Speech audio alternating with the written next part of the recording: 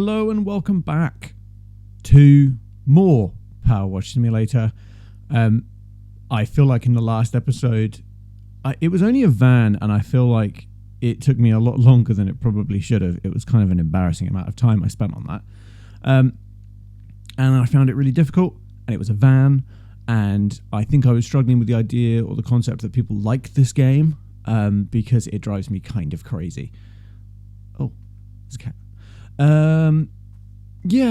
It was a van, and I found it very tricky because there were loads of little intricate details, and you know, there was tiny little sections that you had to get, and if you missed, it was terrible. But like, it was only a van. But now I'm realizing I'm maybe a bit in over my head because look at this shit. Have I got to do all of this?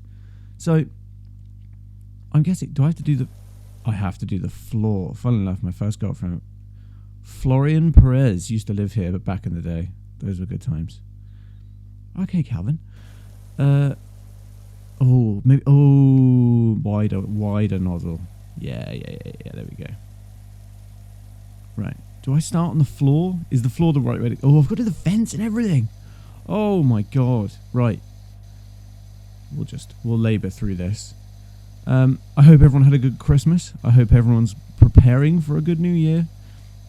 I had a very nice Christmas. I've just come back. As promised, I noticed that, and I mean sort of trying to be funny aside, while I was away, I was keeping an eye on my YouTube channel. And obviously these videos, I mean, it's a very small channel. I'm not expecting like loads of people to watch. But I'm realizing the power of YouTube Shorts because I had one of my shorts got like a few thousand views. And I was like, that's great. I'm really chuffed about that. And I had made a community post while I was away, basically saying that I was going to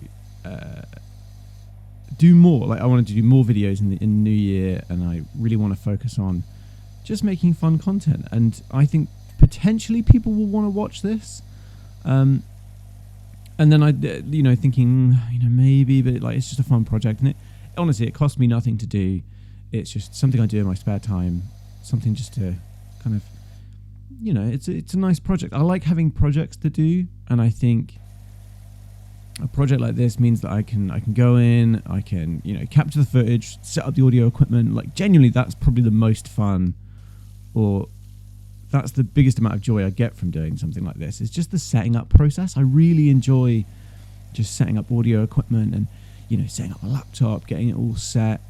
I love capturing the gameplay footage, like chucking it into an editor. Obviously, I don't do many edits at all, really, like not much. I mean, right now, editor me, chuck something in. Oh my God! That's the extent of the editing. That's all I'm going to do.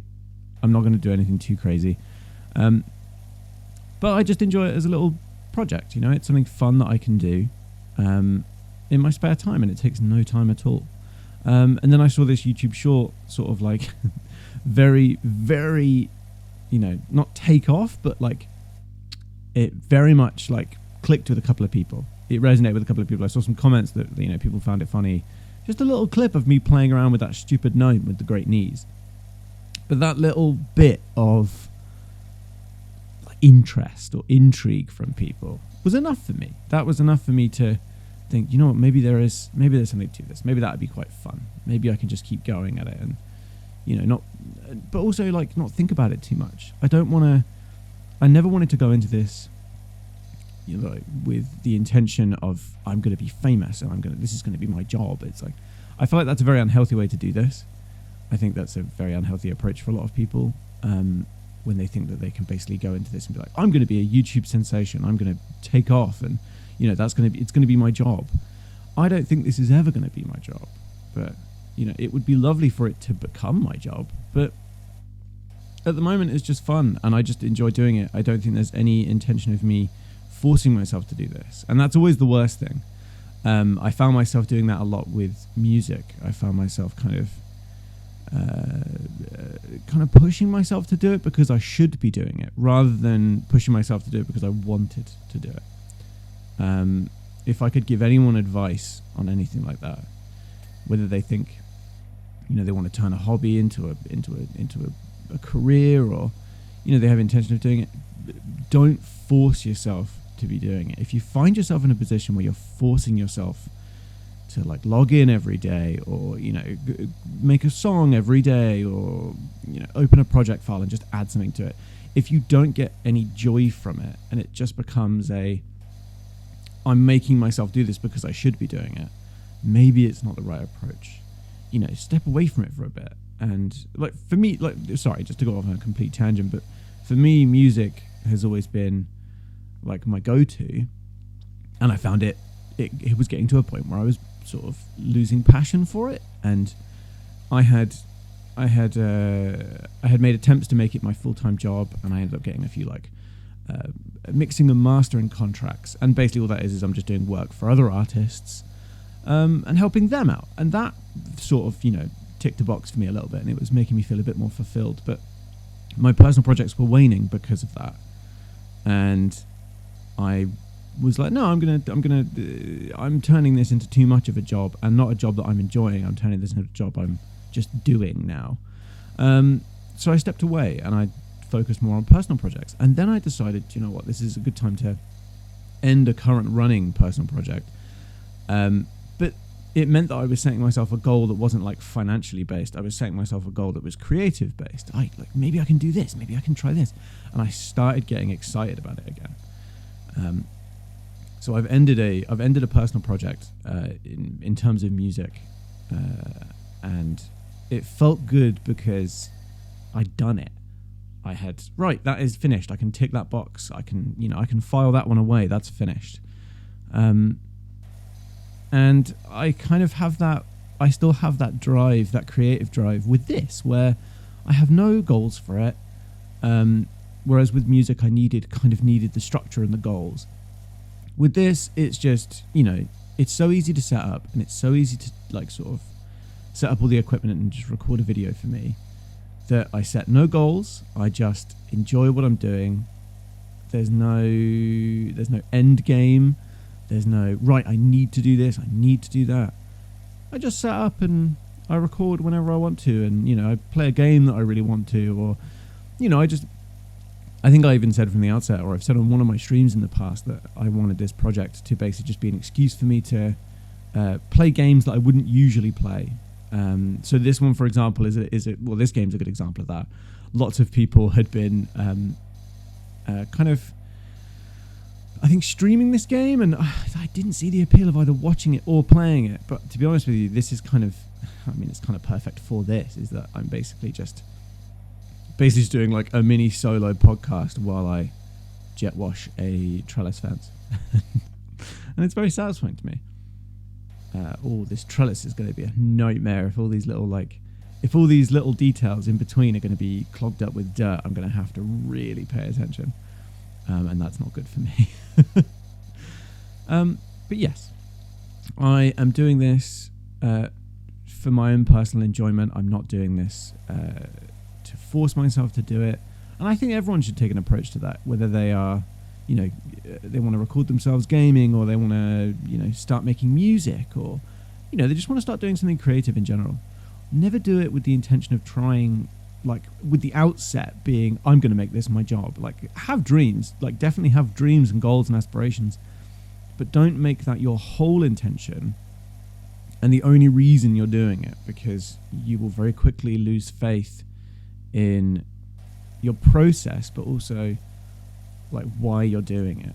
You wouldn't be. You could potentially start something with the idea of you love it and you love doing something, but if your focus is too heavily on the financial side of it, you'll quickly lose momentum. That's always a big thing. I think you lose momentum really quickly because the money's not coming in quick enough.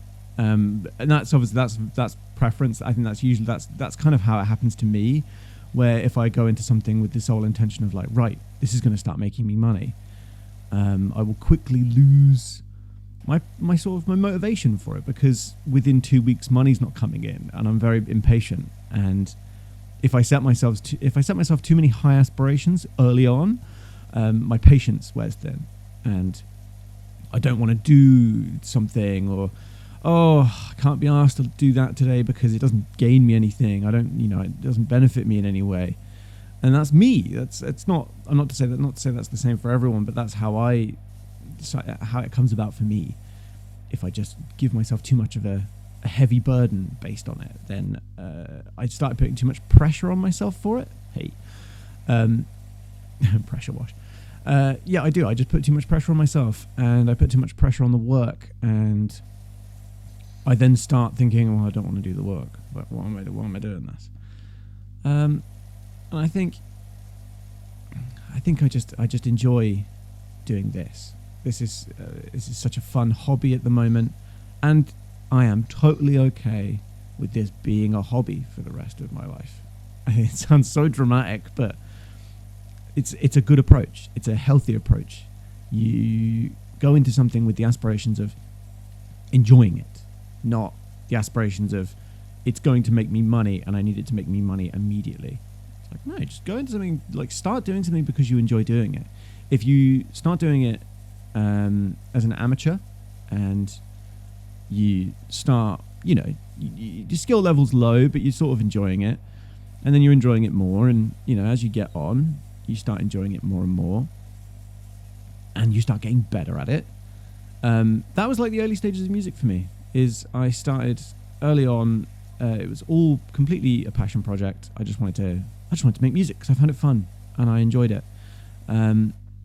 And you start picking up skills, and I'm not going to sit here and say that I'm great at it. I'm not. I'm like, I'm subpar, but I developed a lot of skills that I didn't expect, and it also benefits, like the music side of it benefited me in a lot of other ways.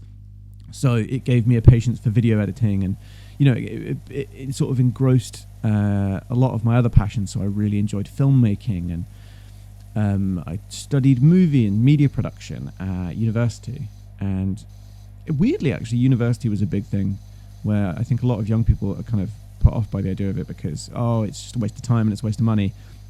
And it is crazy expensive these days. Like, I was very fortunate to be in a position where it was, I think in the UK, the student fees were like 3,375 a term or a year or however it worked out.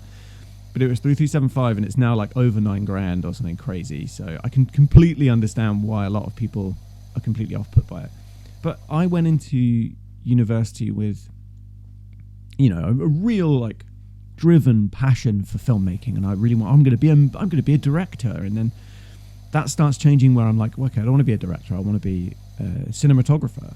Like, it starts getting a bit more specific, and you go, that's kind of the point of university. Is like, it's not about, you go in with, this is my job role, I want to do this, especially with creative, with sort of creative degrees, less so with maybe like financial degrees and things like that.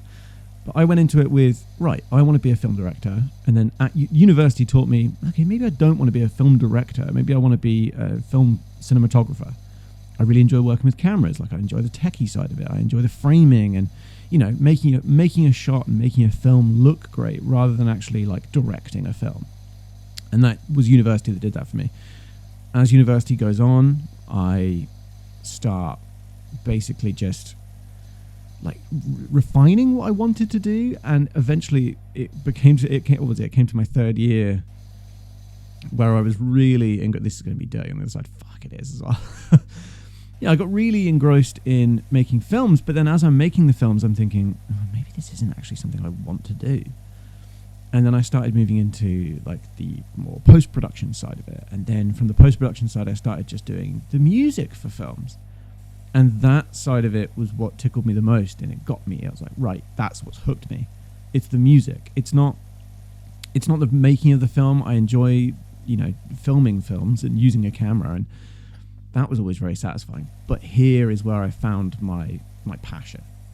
And I think like that's the biggest benefit from university for me personally, is that it taught me that the course I had picked was wrong. And that's not always a bad thing. I don't see it as a bad thing for myself. It taught me a lot about myself and what I actually wanted to do. I think I had lofty aspirations and big ideas.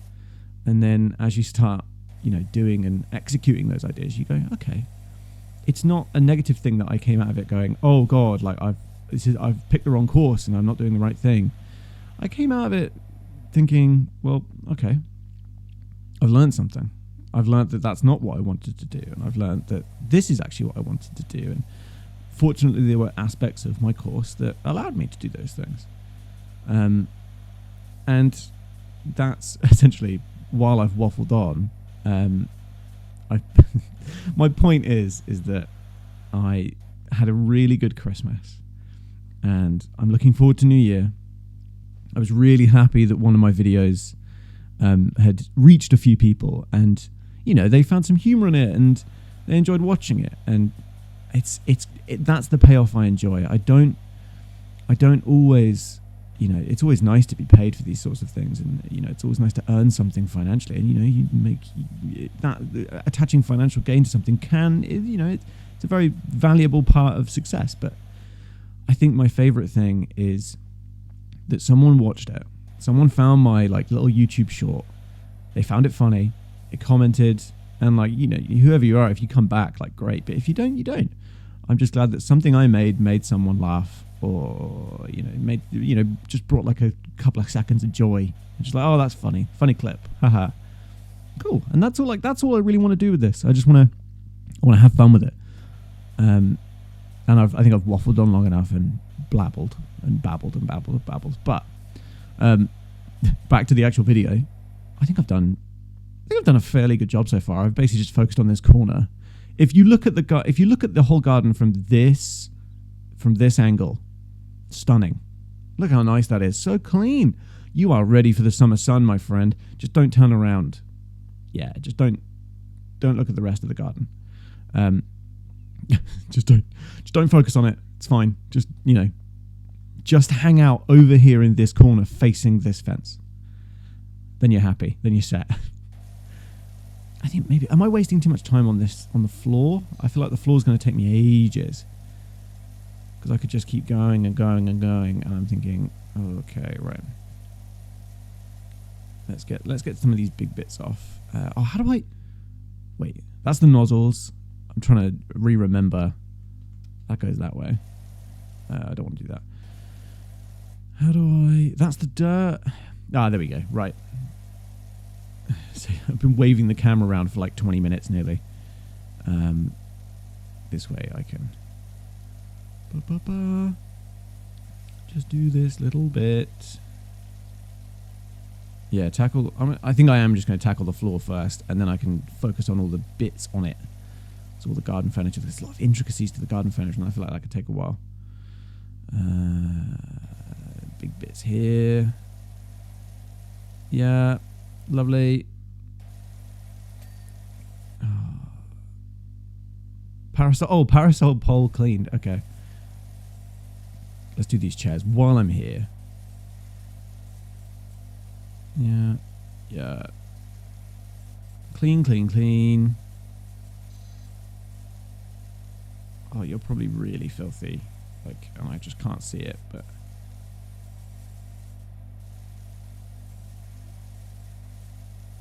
Yeah, there's probably a lot of this that's just completely dirty. That's jump. How do I... Oh, it's R3. Yeah, there's going to be a loads under here that I just can't see. Right, that chair's cleaned. Oh, the underside. How the fuck is the underside so filthy? That's fucking disgusting. Oh, that chair. I can accidentally clean that chair. Perfect. Right, let's do... Oops.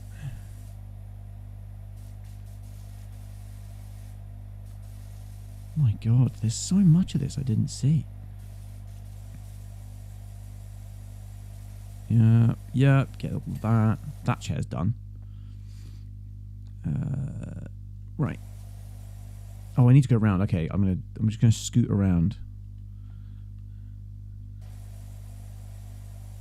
Yeah. There we go. All those little bits.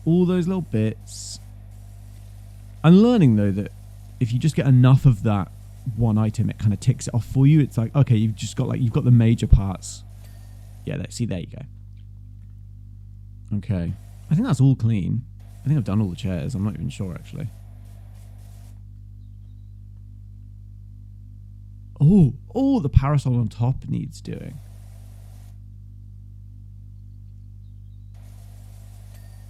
Okay, that chair's cleaned. Oh, it's so filthy. Yeah, you know what? I'll do this. Instead of doing the floor's boring. I can always come to the floor in a minute. But if I finish off this garden furniture, I think I'm pretty happy. Yeah. There we go. All of this goodness. Oh, can I switch to the wider one? Is that going to be okay on this? Looks like it. Okay. Oh, that's so much better. I need to be more like ruthless with my nozzle changes. Yes. Oh, that's really okay. Yeah, that's really satisfying with the big nozzle. Let's do all of this. Yeah, let's get all of this clean. All right.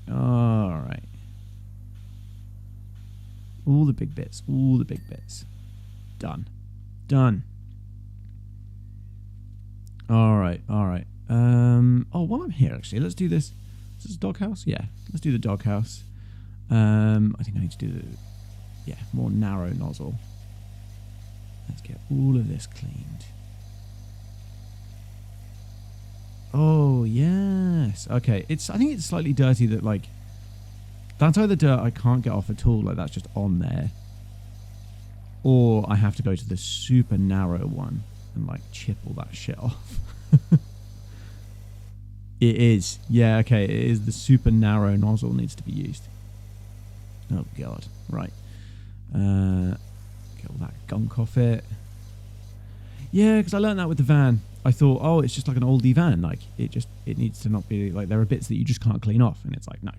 There are definitely bits you can clean off everything. Everything is meant to look sparkling. But something as small as this, I think I'm okay. Yeah. Oh, that's so satisfying. I think I'm cleaning these steps, like I'm cleaning that little step ladder like unintentionally because it's right behind me. It's right behind the doghouse. So that's 2 birds, 1 stone. Right. Clean this side. Oh yeah. See, I like this is useful and it probably gives people less motion sickness, but I hate this. I hate this view. It's really annoying. Because it just feels like, especially with an analog stick, this is terrible. All right, last little bit. I've got to do the front, I'm remembering now. Yeah, I think the front is completely, yeah, okay. Oh, yeah. There we go. There's the front bit. Do I have to like crouch down? Right, that's done. Door. There's the dog door. Oh, what? Oh, do I have to clean the bowl as well? Is the bowl like part of the doghouse? Oh, why am I? Water bowl cleaned. It didn't tick off the... Oh. That's cheeky. Doghouse roof cleaned. Fuck, it's all individual bits? So what's left on here?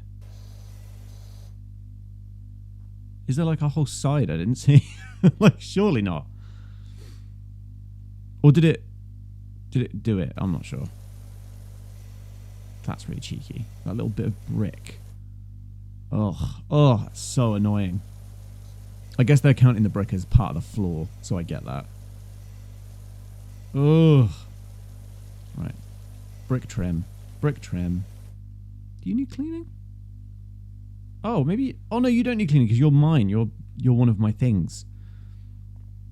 Oh, God, this is going to take ages. Right. Because this is going to take a very long time, we're going to just leave it at this angle, and we'll leave it there. Thank you very much for watching. Thanks for listening to me ramble. I just thought I'd put something a bit more positive and lighthearted at the start of the video, because it means a lot to me, and it means a lot to me that people had found my content. People enjoyed it. I don't care how many. I'm just happy it made someone happy. Thank you very much. I'll see you in the next part. I promise you we will finish the rest of this. Goodbye.